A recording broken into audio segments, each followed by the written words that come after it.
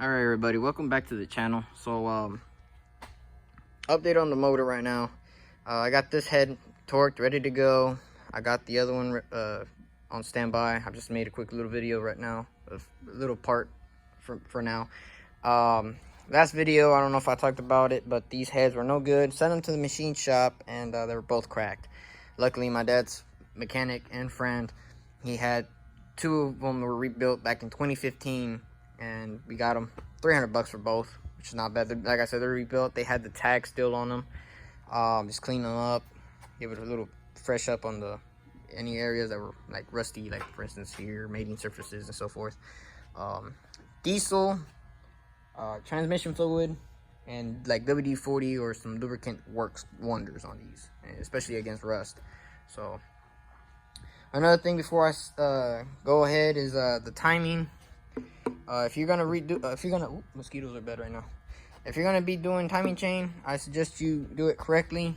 If you do it correctly, if nobody has opened this motor before, you're the first person, and you're doing timing chain, water pump, or whatever.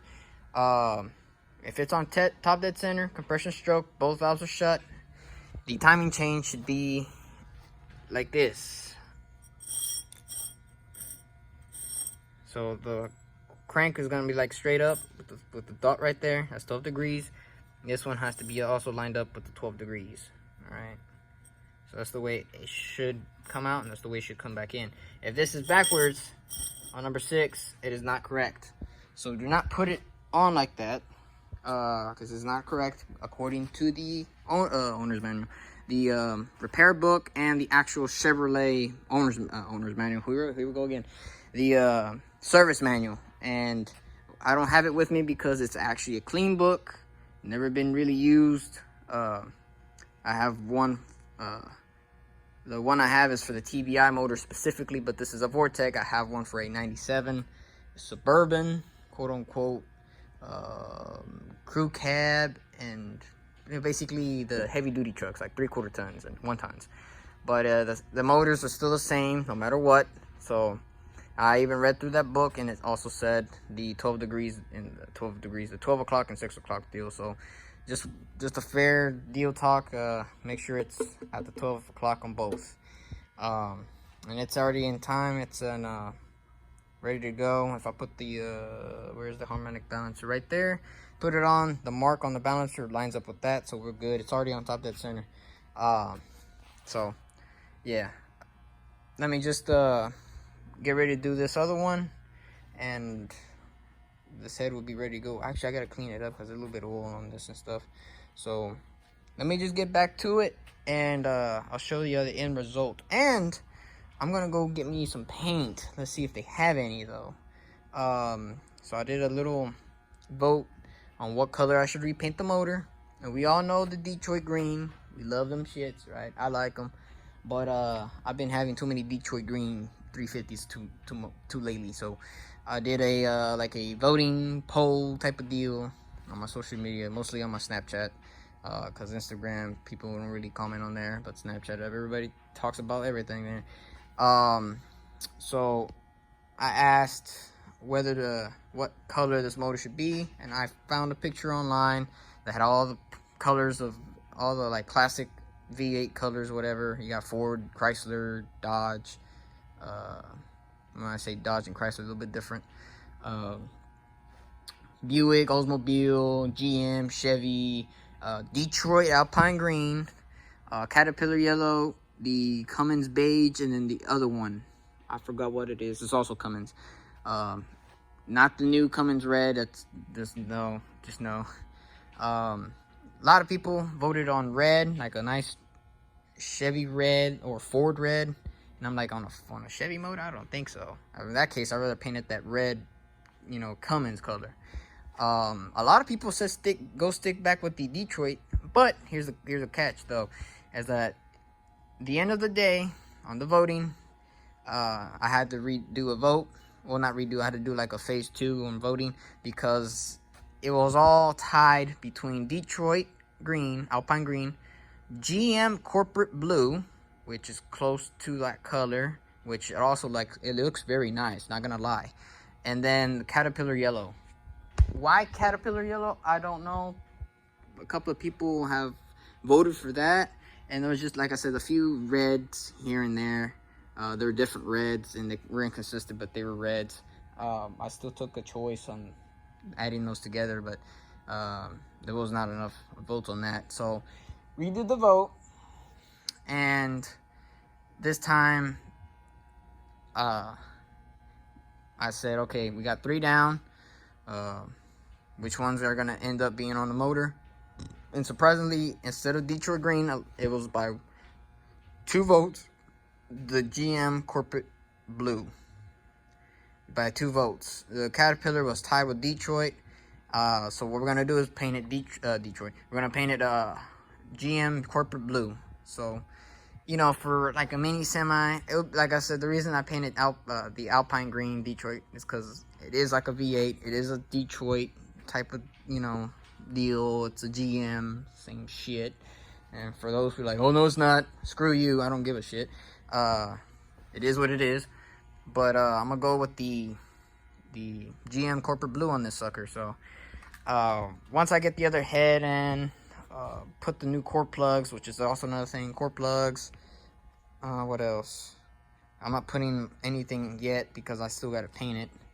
I don't know if I'm gonna keep this black or not. It's like it's not gonna be able to be. You're not gonna be able to see it regardless. So I don't know. We'll see what happens. But yeah, just one more head on this side, and then the rebuilding part of the Vortec 350 is finished, because at that point I'll make the video specifically on the Vortec to TBI conversion. So that is a video I've been anticipating, but I still got to finish this up, and I still got to pull that motor out.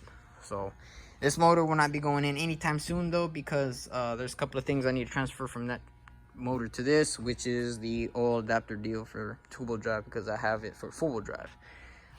So in other words, I got to take this sucker off and clean it up. I need to drain the oil, and then there's a couple of things I need to do, and then I got to unbolt it, starter, flywheel bolts again, and then I got to yank it out, but that's going to be a chore of its own. So I'm going to get this motor built up first, and then I'll make a video on how to put this to this. For now, what I'm trying to do first is at least put the intake on and cover it up, so when I put it into the truck, I don't want to have too much. I don't want to have the distributor in there yet, and the other the TBI unit and all this extra stuff, because it's gonna be in the way and it's gonna be lighter. I don't know if I want to put the front accessories on before or after, but I think before, so once I put it in the truck, I don't have to worry about trying to mess with the brackets and stuff right there, because it is a pain. So I will do most of that on here, but the intake is going to be on for sure, but not the actual unit on top, because when I'm gonna come up with the cherry picker or the engine hoist or whatever, I don't want to damage the distributor, I don't want to damage anything, so I'll just put some tape over the opening there of the intake, and be all right. So yeah, so let me get started with the passenger side, and we will see what happens. So we'll be right back after these messages. Okay, we got the second head on now, torqued, ready to go. For the past few hours, I've been working on these, cleaning these rocker arms, push rods, and whatnot. Here's the aftermath. Yeah, they were dirty. That's what happens when you don't change the oil. Man, the mosquitoes are bad right now. But make this little real quick. Goes another one. Basically, I'm gonna use the old valve covers from the motor, from these heads, you know, because those are just, you know, rusty, they're awful, and I'll just put them on there so when I paint, it'll be really good. And then two, these spark plugs are from the TBI motor. The issue that they're not long enough, because the Vortex, they go way longer. Here, I'll just show y'all what I'm talking about. AC Delcos as well. See the difference? Sorta. Oh shit. Fell off. You see how it has more of a rosca, threads, I mean. So you can imagine they're the same length, but you see how they had more of a thread, and when you thread these in, they're like not even towards the exhaust, you know, the combustion chamber. So it would run, but it would run awful. So anyways, like I said, I put that there, and you put tape, them old valve covers, and then I'm gonna use that paper like I did on my other motor, to paint. So we're gonna go get some GM corporate blue, see if O'Reilly's has it, and if not, but hopefully they can order me some. And I'm gonna repaint this black, blue, and then the valve cover is gonna be black, but the top part blue, so it's gonna be nice looking. And then the intakes are gonna be already, you know, aluminum and stuff. So yeah, one part at a time, Johnny Cash. One more thing is these core plugs in the back. Once I get this motor off this engine stand and have it on a tire or whatever, or have it hanging up on the cherry picker, take those two out and replace them. It'll be set to go, because I already got these two, and then these two, and then the other two. So what, 2, 4, 6, yeah, 6 of them already out. I need the 2 more in the back, so it'll be 8. So yeah, that's it for this part of the video. I'll let you know if I make another part or upload this, but we'll be right back after these messages. All right, I'm gonna just wrap this video up. Got both heads, got the lifters, got everything almost set to go. These are still loose, just gotta do the valve adjustment, but I went ahead and ordered the paint. It's supposed to come in tomorrow, and then I put the new freeze plugs, expansion plugs, core plugs, whatever you want to call them. The only last 2 I need to do is in the back here, since that's the coolant. The oil side, I don't usually bother change those, but I would have to take this off, you know, but that's gonna be off the engine stand. So yeah, and I put this on so I could be on time. Might install this tomorrow. There's a couple of things I'll do tomorrow, but for tonight I just finished putting those plugs in, and yeah, and get these adjusted. But I would like to put this on completely. So yeah, that's all I'll do tomorrow. I'm trying to think what else. Paint's been ordered. Yeah, so I'll see what happens after this. But pretty much the rebuild, quote unquote, is technically done on this part. This is now what you call a sort of a long block. So yeah, I just wait on the paint so I can paint this, but at the same time I install this, clean this up again, adjust this. The most important is to put this back on so we can use that as a timing reference, so when we do the valve adjustments. Up in that point, I'm gonna let these silicone, I put the red Permatex high temp instead of the gray, because the water is going to get hot, and I just figured, well, hell, silicone is kind of same all. The gray one's more for ultra torque, blah blah blah, or it's what you use for the water. That's what I use mostly, but I figured since it's gonna mostly be hot, I'm gonna use the red. I've always used the red on these, so I'm not gonna change it to putting gray. I usually put the gray is on here in the water pump and thermostat. So yeah, we'll see how these go. Never had an issue. So yeah, and once the valves are adjusted, I'm going to pour oil all over this over here, and the 5 quarts, and then prime the oil system so I can see the oil come out. If that is all good, then we're ready to do the Vortec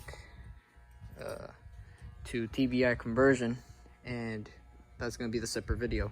So I hope you enjoy this video and this update I've done so far. I'll catch you on the flip side.